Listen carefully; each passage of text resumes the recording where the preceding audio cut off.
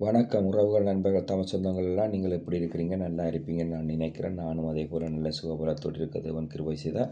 காலையிலே எழும்பி வேத புத்தகத்தை எடுத்து படிக்கும் பொழுது இசைக்கியா தீர்க்கதரிசி புத்தகத்தில் இருந்து 2வது வசனத்தை, 1வது அதிகாரத்தில் 2வது வசனத்தை நான் பார்க்கும் பொழுது அது மிகவும் ஒரு இசைக்கியா தீர்க்கதரிசி சொன்ன விஷயத்தை உங்களிடத்தில் நான் சொல்லுகிறேன்.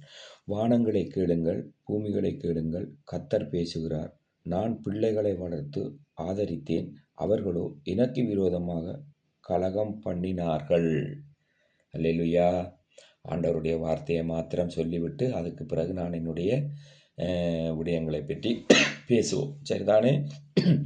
தேவன் எசேக்கியா தீர்க்கதரிசியோடு திட்டமும் தெளிவுமாக பேசுகிறார். எப்படி பேசுகிறார்? வானங்களே கேளுங்கள், பூமிகளே கேளுங்கள், நான் சொல்ல வந்த விடயத்தை காது கொடுத்து கேளுங்கள். நான் பிள்ளைகளை வளர்த்தேன், பிள்ளைகளை பராமரித்தேன், பிள்ளைகளோ எங்களுக்கு எதிராக கலகம் பண்ணினார்கள். யார் சொல்வது? நான் சொல்லவில்லை. இயேசு கிறிஸ்துவோடு எப்படி பேசினார்? தொலைத்தொடர்பு வசதி இருந்ததா? இல்லது வாக்கி டோக்கி இருந்ததா? இல்லது செட் தொடர்பு இருந்ததா? இல்லது சட்லைட் இருந்ததா? இல்லது ஃபேஸ்புக் இருந்ததா? இல்லது யூடியூப் இருந்ததா? இல்லது டிக்டாக் இருந்ததா? இல்லது இன்ஸ்டாகிராம் இருந்ததா? இல்லது வாட்ஸ்அப் இருந்ததா? இல்லது வைபர் இருந்ததா? எது இருந்தது? எதுக்குமே இல்லை. இயேசு கிறிஸ்துவோடு எசேக்கியா தீர்க்கதரிசி பேசுகிறார். நான் பிள்ளைகளை வளர்த்தேன், பிள்ளைகளை ஓடு காரியத்தை சொல்லுவதை கேளுங்கள் என்று கேட்கும் பொழுது பிள்ளைகள் என்னோடு கலகம் பண்ணினார்கள் என்று வேதம் சொல்லுகிறது. எசேக்கியா தீர்க்கதரிசி சொல்லுகிறார். அப்ப யோசித்து பாருங்கள், இந்த உலகம் பெரிதாயிருக்கிறது, மிக பெரிதாயிருக்கிறது. எங்கு பார்த்தாலும் பரிசுக்கு நான் சென்று வந்தால் பார்க்க முடியாத கண்ணால் அவ்வளவு நான் ஏறி மெட்ரோவால் கடந்து போகும் பொழுது பார்த்தால் எல்லாரும் பார்த்தால் பொக்கெட்டுகளுக்கு சிகரெட்டுகள், போத்திர்கள், பைனுகள், அதுகள் இதுகள் என்று சொல்லி அந்நீரோ தூயீரோ சங்கீரோ தீயீரோ என்று சொல்லி பேரம் பேசி விட்டு கொண்டிருக்கிறார்கள். நான் பார்த்துவிட்டு தேவனுக்கிடத்து சமூகத்துக்கு போகும் பொழுது, ஆலயத்துக்கு போகும் பொழுது இயேசு கிறிஸ்துவை இவர்கள் எல்லாம் மனம் திரும்பி ரட்சிக்கப்பட வேண்டும் என்று மனசுக்குள் மாத்திரம் சொல்லிக்கொண்டு நான் அந்த இடத்திலிருந்து கடந்து சென்று விடுவேன். தேவன் நோவாவோடு பேசிய சிறு விடயத்தை உங்களுக்கு சொல்லுகிறேன். அதற்கு பிறகு என்னுடைய விடயத்தை பற்றி பேசுவோம். நோவாவோடு இயேசு கிறிஸ்து பேசுகிறார். நோவா, என்னிடத்தில் வா. முழங்கால் படியிட்டார் நோவா இயேசு கிறிஸ்து குரல் கேட்டு. நீ ஒரு பேழையை ஆயத்தப்படுத்து, உன் மனைவி பிள்ளைகளோடு அந்த பேழைக்குள் நீ ஏறு. நான் சொல்லுவதை மாத்திரம் கேள். என்னென்ன பறவை, என்னென்ன மிருகம் ஏற்ற வேண்டும் என்று சொல்லி தேவன் திட்டமும் தெளிவாக நோவாடு சொன்னார். நான் தான் கதவை பூட்டுவேன் என்றார். இயேசு கிறிஸ்து பூட்டினார். திறக்கப்படாதபடி பூட்டுகிறவரும் பூட்டக்கூடாதபடி திறக்கிறவருமான இயேசு கிறிஸ்து நோவா அந்த பேழைக்குள் சென்றவுடன் பூட்டினார். நோவா அழுதார். தேவரீர், இது வேண்டாம் என்று தேவன் சொன்னார். நான் சொல்லுவதை மாத்திரம் நீ கேள். நோவா எதுவுமே பேசவில்லை. பேழை அடைக்கப்பட்டது. உங்களுக்கு தெரியும். அதற்கு பிறகு வேதத்தை பார்த்தீர்கள் என்றால் உங்களுக்கு தெரியும். அதற்கு பிறகு தேவரீர் என்ன செய்தார் என்று. அதற்காக நீங்கள் தேவன் மேல் வருத்தப்படக்கூடாது. தேவன் நல்லவர், இருப்பவரும் இருந்தவரும் வரப்போருமாய் இருக்கிறேன் நான் இயேசு கிறிஸ்து என்று சொல்லி வேதம் சொல்லுகிறது. அழகாக சொல்லுகிறது வேதம்.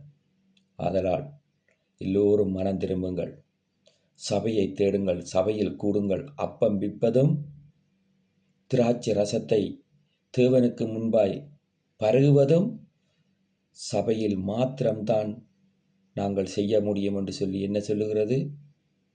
வேதம் சொல்லுகிறது.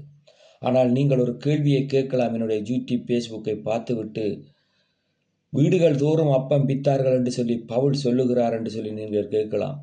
இயேசு கிறிஸ்து வாழ்ந்த காலத்தில் கூட இயேசு கிறிஸ்துவை சொல்லுவதற்கு மிக நெருக்கங்களும் இடரல்களும் பிரச்சனைகளும் இருந்தது என்று சொல்லி இந்த வேத புத்தகத்தில் ஆதி ஆகமத்திலிருந்து வெளிப்படுத்தல் வரைக்கும் திட்டமும் தெளிவுமாக இயேசு கிறிஸ்து ஓடு வாழ்ந்து ஒவ்வொருத்தரும் எழுதியிருக்கிறார்கள்.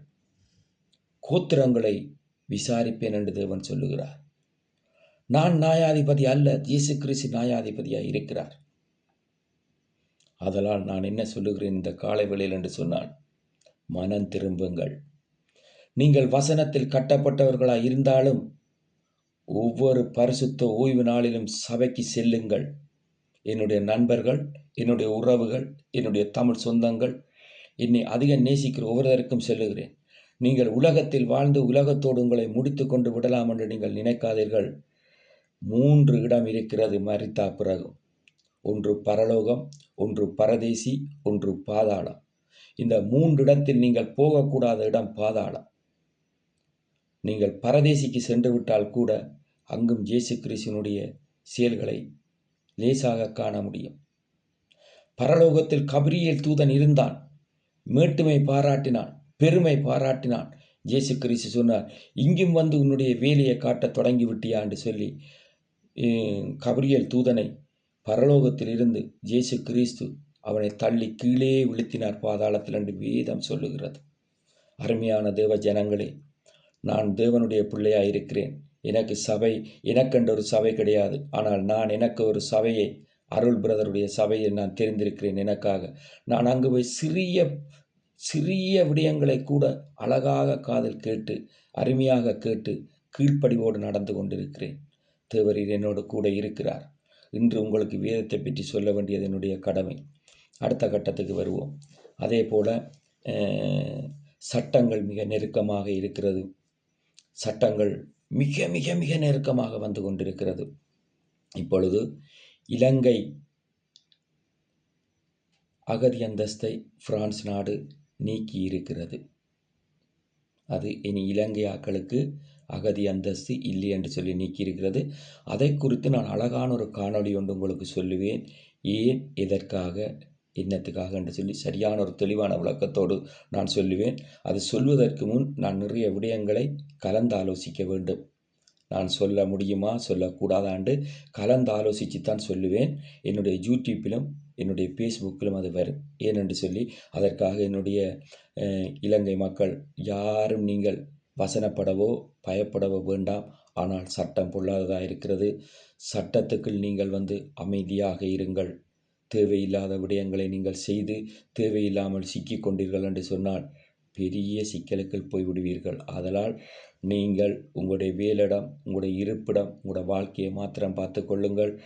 அதே போல் நானும் கூட இன்றைய தினத்தில் அருள்புரையரோட சபைக்கு செல்ல வேண்டிய இருக்கிறது. சென்று அங்கு ஆராதனை பார்க்க வேண்டும். வருஷத்தின் கடைசி நாட்களில் தேவனுடைய சமூகத்தில் நிற்க வேண்டும். தேவனுடைய சமூகத்தை காணவில்லை என்று சொன்னால் நாங்கள் மரித்தும் கூட நரகத்துக்கு போய்விடுவோம்.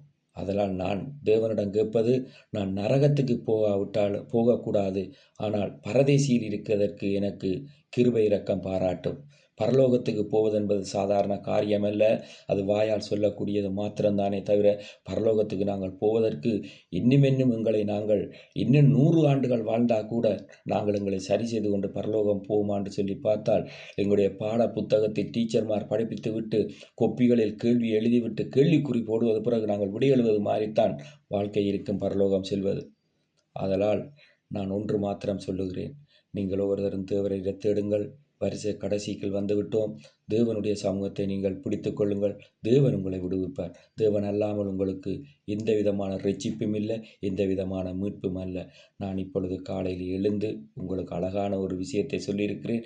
எனக்கும் அதிக வேலைகள் மத்தியிலும் என்னுடைய யூடியூப் நண்பர்கள், ஃபேஸ்புக் நண்பர்கள், வாட்ஸ்அப் நண்பர்கள், வைபர் நண்பர்கள், அதே போல் டெலிஃபோன் நண்பர்கள், அதே மாதிரி மெசஞ்சர் நண்பர்கள் எல்லாருக்கும் பாரப்பட்டு ஜெபித்து கொண்டிருக்கிறேன். நீங்கள் நல்ல சுகபலத்தோடு இருக்க வேணும். நான் வைக்கிற காணொலி ஒன்றை நீங்கள் பார்த்து உங்களை நீங்கள் ஆயத்தப்படுத்தி உங்களுடைய குடும்ப வாழ்க்கையிலும் சரி, உங்களுடைய தனிப்பட்ட வாழ்க்கையிலும் சரி, உங்களுடைய வேலையிடங்களிலும் சரி, உங்களுடைய தொழில் ஸ்தாபனங்களிலும் சரி, உங்களுடைய போக்குவரத்திலும் சரி நிதானமாக ஞானமாக நடந்து உங்களை நீங்களே பாதுகாத்துக் கொள்ளுங்கள் என்று சொல்லி உங்களிடம் விடைபெற்றுக் கொள்கிறேன். உங்கள் அன்பு நன்றி, வணக்கம்.